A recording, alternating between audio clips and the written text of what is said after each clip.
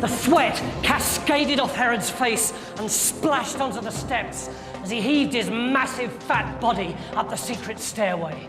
At the top was the secret library. It stank of dust, cobwebs, and 1,000,000 manuscripts. 12 withered old scholars peered up at him as he flung down a map covered in calculations. "I want some answers, and I want them fast," he roared. "This thing's supposed to prove some stupid little king's about to be born down the road in Bethlehem. It's a filthy lie, isn't it? I'm the only king of the Jews, aren't I?" 5 minutes later, he burst into the courtyard just as the professors were mounting their camels. His face was as white as a sheet. "Stop, stop, stop, stop, stop," he called. "Before you go, I've got a tiny favour to ask you. When you find this little king, you will come back and tell me about him, won't you? I'd really love to see him for myself. I really would. I really, really, really, really would. I really would." Herod hurtled through the palace in a wild rage, hurling vases, smashing statues. "Everybody's against me," he sobbed. "Everybody wants to take my throne." And he flung himself on the floor and bit deep into the carpet. 3 of his sons tiptoed up to him and began to stroke his forehead. "We love you, Daddy," they chorused. "We think you're the best daddy in the world." "Philip, Archelaus, Herod Jr., crooned Herod. "You know you've always been my favourites." Now his sister Salome was at his elbow. "We must get that other little business sorted out," she said. "Antipater's trial. Shall we hold it today?" Immediately, Herod looked up and stopped sobbing. His eyes were red now, and his face was wild and angry. "Yes, yes, yes, today," he said. Then he gave his sons a big squeeze and stormed out of the room, shouting, "I want a judge, a jury, and a crowded courtroom in 15 minutes flat. Move, everybody!" The moment he'd gone, the look of love fell from his sons' faces. "The old man's looking a bit rough today," said Herod Jr., "and his breath smells disgusting. With a bit of luck, he'll be dead soon. And then, dear brothers, the throne will be ours." Out in the streets, the royal messengers raced from door to door. Lords and ladies hopped from their beds half naked. A judge was found under the table of a public house, and the streets rang to the sound of the rich and famous hurrying towards the courtroom to meet Herod's deadline.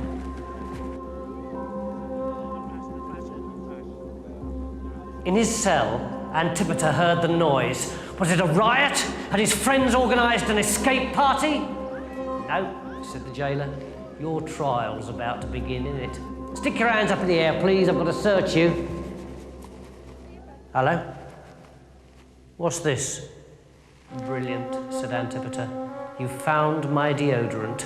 You should have been a detective." "Thank you, sir," said the jailer proudly, and dragged him off to the courtroom.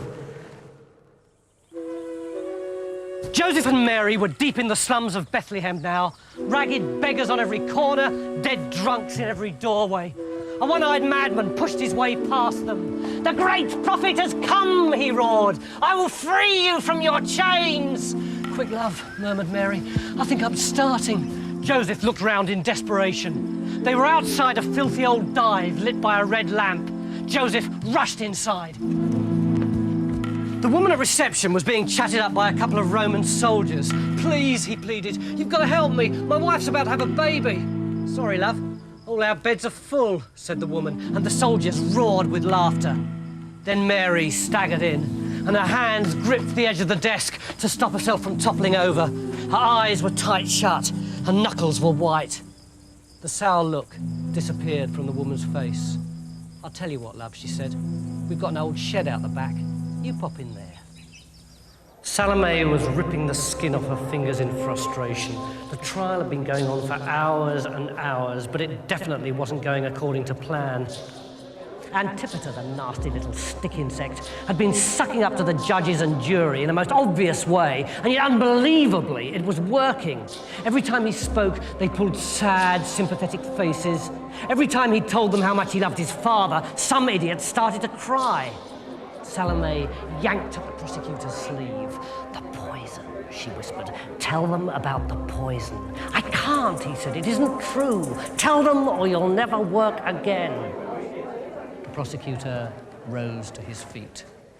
"My lords," he said, "we wish to introduce a startling new piece of evidence." And he placed a small bottle on the table. "This poison owned by Antipater." Antipater snorted with derision. "It's deodorant, you clown," he said. "I say it is not. I say it is deadly poison purchased by you to kill your father." "Rubbish," laughed Antipater. "Absolute rubbish." Salome modestly raised her hand. "My lord," she said, "may a mere woman make a suggestion? Might we not put this liquid to the test? Let us give it to some prisoners. If they die, then Antipater must be punished. But if they live, as I'm sure they shall, then Antipater will be proved innocent and shall once again take his rightful place as his father's heir. What do you say?" Joseph smiled and smiled and smiled. His very first delivery, eh? He should have been a doctor, not an odd job man. He looked at the little baby cradled in his arms. His face was a bit red and it was all scrunched up, but basically it was fine. Really fine. A little baby boy, eh? Brilliant. Mary lay on the floor, exhausted. "Get us that bag of Swedes, love," she said. "I need a pillow. I feel like I've been beaten up by an entire Roman street patrol." Joseph looked round. "I'm holding the baby," he thought. "I can't just drop it on the floor." Then, with one foot, he yanked over the donkey's food trough, popped the baby in it, and went over to help Mary. The two prisoners seemed fine. 5 minutes had gone by since they'd drunk the stuff. Sure, they'd said it had tasted pretty disgusting, but there were no after effects. Antipater smiled at Salome. Clever, clever girl, he thought. Salome smiled back. "You stupid fool," she thought. "You've got no idea that someone spiked your deodorant, have you?" And she blew him a kiss. The prisoners were smiling too. This was a nice day out for them. Now they started to giggle. Now they were laughing, and the crowd were laughing, and the judge and the jury. "It's working," thought Salome. "I think it's working." Yeah! Now the prisoners were screaming and clutching their throats and frothing at the mouth. Now their faces had turned purple. Now they were jumping up and down like they were doing some mad jig. Then, boof! They dropped down dead at the judge's feet. "Ole," whispered Salome. All eyes turned to Antipater. "Guilty!" roared the prosecutor.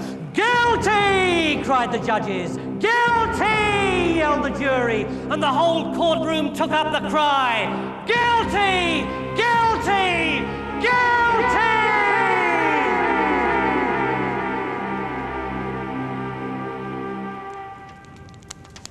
"Amazing things have been happening around Bethlehem," said the old shepherd as he ladled out the soup to his mates. "5-leafed clovers have been growing in abundance. Seagulls have been seen to fly backwards. Only yesterday, a hen laid a pair of hard-boiled eggs." "What's in this soup?" whispered the shepherd boy. "Rabbit, nettle, and wild mushroom," said someone else. "These miraculous doings," continued the old man, "are signs that a great event is about to unfold. That of which the ancient prophets spaketh of will soon come to pass. A great king will appear, a wondrous holy man who will do marvellous things." "I ate this soup," said the shepherd boy. "Always gives me the jip." At that moment, the night sky split in two from top to bottom to reveal a world of pink fluffy clouds and multicoloured rainbows. A 1,000-piece orchestra was playing, and out of a silver sea rose 10,000 gospel singers, and each one had a halo and a pair of wings the size of an albatross. 1,000,000 quid's worth of fireworks were exploding, and little fat cherubs with nothing on were flapping around, waving sparklers. And the choir was moving and grooving and bashing their tambourines and clapping their hands and singing, "Oh, happy day! Down in Bethlehem is a pretty little baby, and he's gonna save you. Yes, he will. So get on down." I said, "Get on down there right this minute, because he's all wrapped up in bits of sack in somebody's backyard. Hallelujah!" Then the sky went black, the stars came out again, and there was absolute silence. "See what I mean?" said the little boy. "I told you that soup doesn't agree with me." "Antipater's been a naughty, naughty boy," said Salome. "It's very sad, but I'm afraid he's going to have to be punished, rather horribly." And she pushed the death warrant and the pen in front of Herod. The king sighed. His head ached. He really wasn't feeling very well. He dipped the pen in the ink, and then a wave of paranoia hit him, and he stopped. "What about the emperor?" he said. "I can't kill Antipater without his permission. Ever since that tax business, they've been the best of friends. The emperor might not understand. He might think I'm being unreasonable. He might have me torn to pieces. Quick, pass me a fresh piece of paper." And he began to write. "Dear Emperor Augustus, I hope you don't mind my asking, but I'd like to have my son Antipater hung by the neck."